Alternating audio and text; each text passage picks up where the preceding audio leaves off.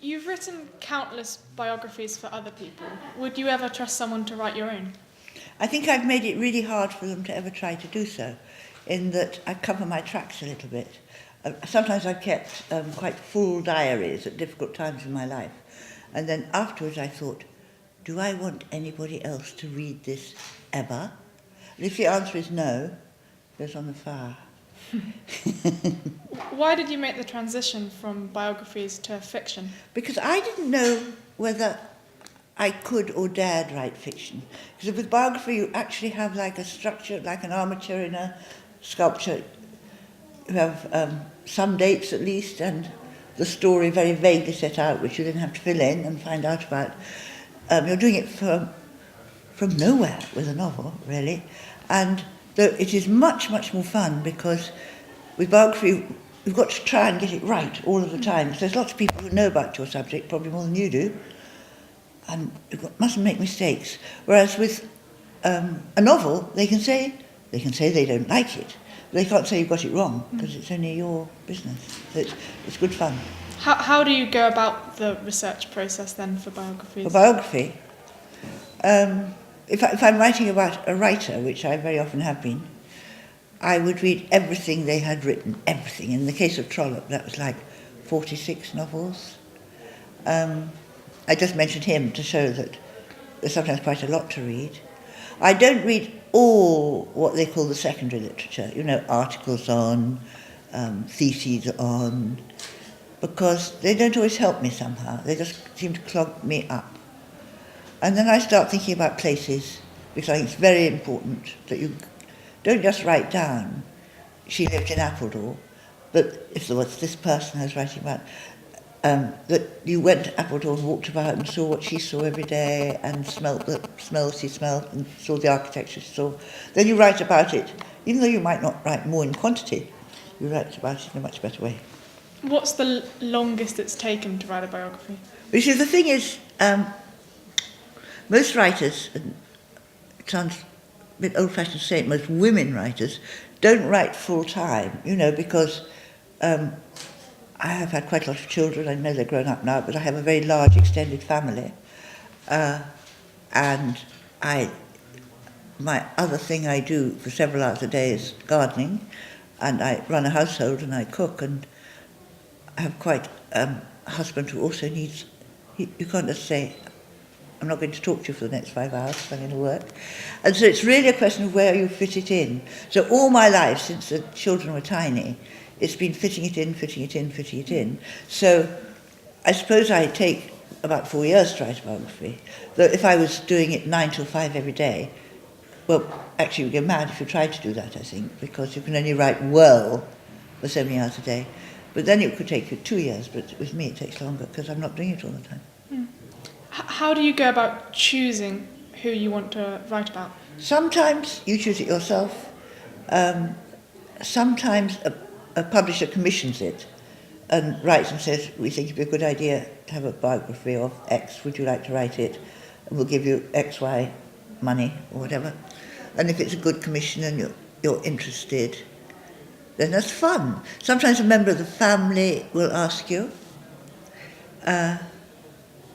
And sometimes, like I say, you think of it yourself. They come all different ways. There's no one way.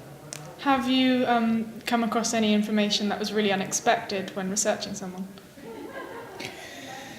I think it's sort of tricky. When I was writing about Rita Sackville-West, who was a gardener and a lover of women, she had a husband and 2 sons, and she had lots and lots of affairs with women. And her son, Nigel Nicholson, was very much alive at that time, and he was very generous. He gave me all the love letters from her women lovers to take away and read and bring back again. But there was one affair she had that he couldn't bear me to write about. He just said, you can write about any of the others, but not that one. And he had a sort of special reason for that, which, to me, that affair wasn't different in kind than any of the others. But I did agree, because it's his life. I think life is more important than art. Life is certainly more important than my art. And 1 or 2 other things, and if I'm writing about a living person who's been involved with somebody I'm writing about, I always show her or him the pages before they go to print. because it's one thing to talk to somebody and talk confidentially and tell about a love, but it's another thing to see it in print. And once or twice somebody has said, "I'd much rather you didn't put that at all. Could you just take that out?" Because they don't realise how really it looks in print until they see it. And I always do, because it's only fair, you know. Has living in Somerset had any impact on your writing? I don't think it's had much impact on my writing. It's had massive impact on my way I feel and my total happiness, in that I couldn't have gone on living in London. One thing it has done, it's taken me a bit out of what you call the literary loop. You know, in London there's an endless night after night thing of launch parties. You could go to publishing parties, lunch with your agent, and most of my friends were writers or agents or publishers, and I moved very much in that world. And of course, living in Somerset, I don't lose them entirely, but I don't see them all the time at all. And living in Somerset, or like you'll know, anywhere living in a country area, you're friends with who is there, with all sorts of different kinds of people who, it's not that I wouldn't have wanted to know them in London, I wouldn't have met them in London. And so I have a much richer personal life, you could say a more normal one in a way, and I'm just happier. So that's the effect it's had. Going back to the biographies, what attracted you to writing about Virginia Woolf's husband as opposed to Virginia herself? Well, I was very aware of this dark Jew I'm partly Jewish myself, in the shadows, and also to some people he was, so much has been written about Virginia Woolf, so much published about Virginia Woolf. Virginia Woolf is like an icon to so many people. And her husband, in some versions she was kind of the protector of genius, the nurturer of genius. And in other versions, mostly from North American feminists, he was like the oppressor of genius. And in some rather way out ones, even maybe the conniver in the death of genius.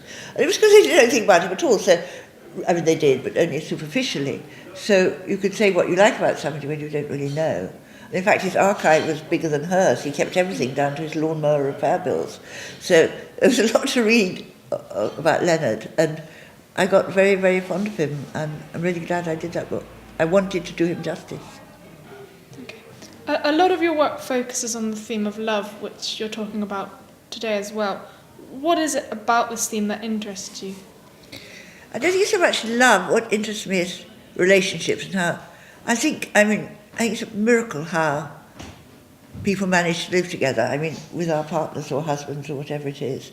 It's so unlikely, so difficult, and yet we do, and we do it again and again and again.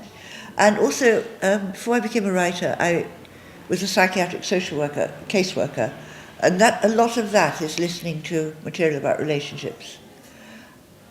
And so I suppose I got used to listening between the lines to what people told me, and in a way that's what I'm doing in biography. I don't think I'm very interested in writing about somebody. Well, nobody lives in isolation. So in a way, if you take to learn and write about anybody, in a way you've got to take on their world. And you could say I write about love because actually most people in the course of their lives love someone, even if they're not loved back. Okay, well, thank you for talking to me, and good luck in your talk later. Thank you very much. It was a pleasure.